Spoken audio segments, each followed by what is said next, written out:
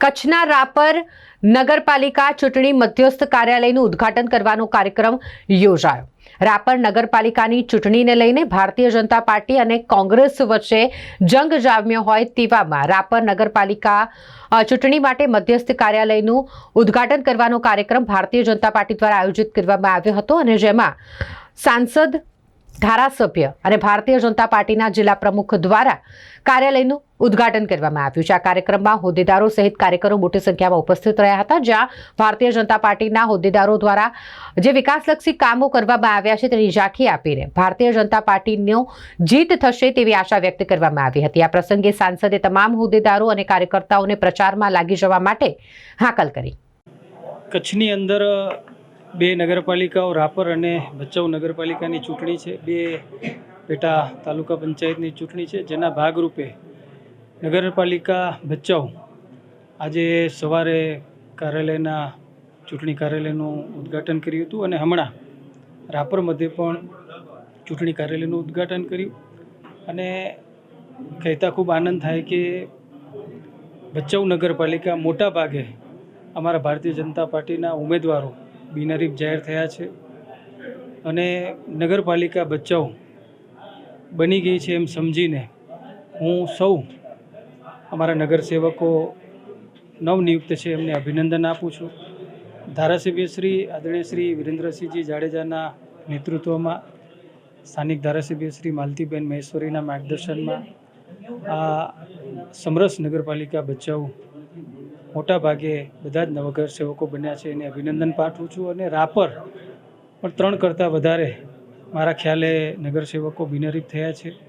અને જે પ્રકારે અહીંયા અમે સ્થિતિ જોઈ રહ્યા છીએ, જે પ્રકારે એક માહોલ બન્યો છે અને બૂથ જીતવા માટે અમારા બધા જ કાર્યકર્તાઓ સક્ષમ છે.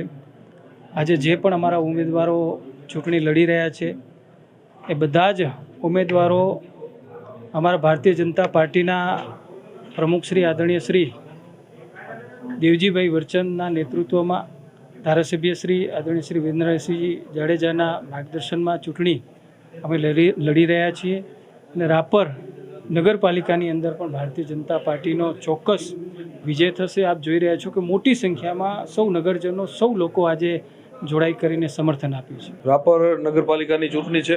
ભારતીય જનતા પાર્ટીના અમારા 28 ઉમેદવારો ખૂબ જંગી બહુમતીથી વિજયી બનવાના છે એમનો અમને પૂરો વિશ્વાસ છે. કારણ કે જે પ્રમાણે કેન્દ્રમાં નરેન્દ્રભાઈ મોદી સાહેબની સરકાર છે, આવું મજબૂત નેતૃત્વ અમારી પાસે હોય, માન્ય અમિતભાઈ શાહ સાહેબ, અમારા ગુજરાતના મુખ્યમંત્રી માન્ય ભૂપેન્દ્રભાઈ પટેલ સાહેબ, માન્ય પાટીલ સાહેબ, આવું મજબૂત નેતૃત્વ અને એટલા બધા કામો થયા છે આખા કચ્છમાં, આખા ગુજરાતમાં, આખા દેશભરમાં. સાંસદ શ્રી વિનોદભાઈ ચાવડા પણ અમારા ખૂબ એક્ટિવ હોય. અને અત્યારે છેલ્લા 2 વર્ષથી રાપર ધારાસભ્ય તરીકે વિરેન્દ્રસિંહ જાડેજાની જ્યારે જવાબદારી હોય ત્યારે લોકોએ સુશાસન કોને કહેવાય એનો અનુભવ કર્યો છે. કારણ કે ગત 5 વર્ષ કોંગ્રેસના ધારાસભ્ય હતા ત્યારે રાપરની કેટલી તકલીફો હતી, ક્યાંય પણ ધારાસભ્ય જોવા નહોતા મળ્યા. કોરોના જેવી મહામારીમાં જ્યારે 50ના પ્રતિનિધિ તરીકે તમારી જવાબદારી હોય લોકોની વચ્ચે રહેવું, ત્યારે તમે મુંબઈ બેઠા બેઠા રસોઈ બનાવવાનું હાવણી વાંજરા કરતા હોય ને એવા બધા વિડીયો મૂકો, એની જગ્યાએ મતલબ પબ્લિક કચેરી જગ્યાએ આવા કામો કરતા બધા વિડીયા જોયા છે. અને જ્યારે બીજી બાજુ ત્યારે ધારાસભ્ય તરીકે વિરેન્દ્રસિંહની માંડવી મુદ્રાની જવાબદારી હતી, પણ સતત પ્રજાની વચ્ચે રહી લોકોને જમવાની, ભોજનની વ્યવસ્થા પૂરી પડે, હોસ્પિટલના બેડ પૂરા મળી રહે, વેન્ટિલેટર મશીન પૂરા મળી રહે. મતલબ પોતે કોરોના સંક્રમિત થઈ ગયા, 62 જેટલું ઓક્સિજન હતું, અમદાવાદ હોસ્પિટલમાં દાખલ હતા ત્યારે પણ હોસ્પિટલમાં પણ 1 મિનિટ ફોન બંધની લોકોની વચ્ચે રહી લોકોની સેવા કરવી, આવું એમનું સતત અભિગમ હતો. અને આ 2 વર્ષમાં રાપર શહેરને જેટલા પણ પ્રશ્નો હતા એ બધા જ પ્રશ્નો ઉકેલવામાં મોટાભાગે સફળતા મળી છે.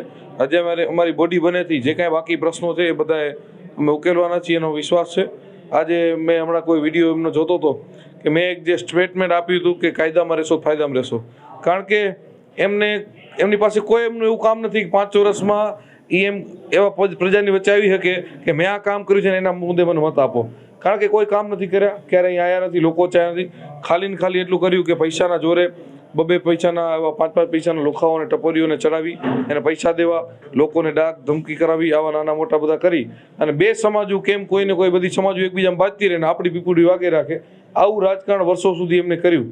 અને આનો હું તમને એક આંકડાકીય હારે દઈ શકું છું કે 2 વર્ષ પહેલાં સુધી તમે રાપરની કોર્ટમાં જુઓ તો 2000 જેટલા કેસો પેન્ડિંગ હતા અને કેસમાં સતત વધારો થતો હતો. કારણ કે આવા જ્યારે રાજકારણીઓ હોય કે જે બીજાને લડાવીને પોતાના રાજકીય રોટલા શેકતા હોય ત્યારે એ કેસ ઓછા ન થાય. અને આજે વિરેન્દ્રસિંહ જેવા ધારાસભ્ય જ્યારે રાપરને મળ્યા છે ત્યારે આંકડાકીય કહી શકું કે જે 2000 કેસો પેન્ડિંગ હતા એ આ 2 વર્ષમાં માત્ર 700 આંકડો આવી ગયો છે. અને રાપરમાં જે 2 કોર્ટ હતી એમાંથી 1 કોર્ટ બંધ કરવાની ફરજ પડી ગઈ છે. આટલો બધો કાયદો વ્યવસ્થામાં સુધારો આવ્યો છે.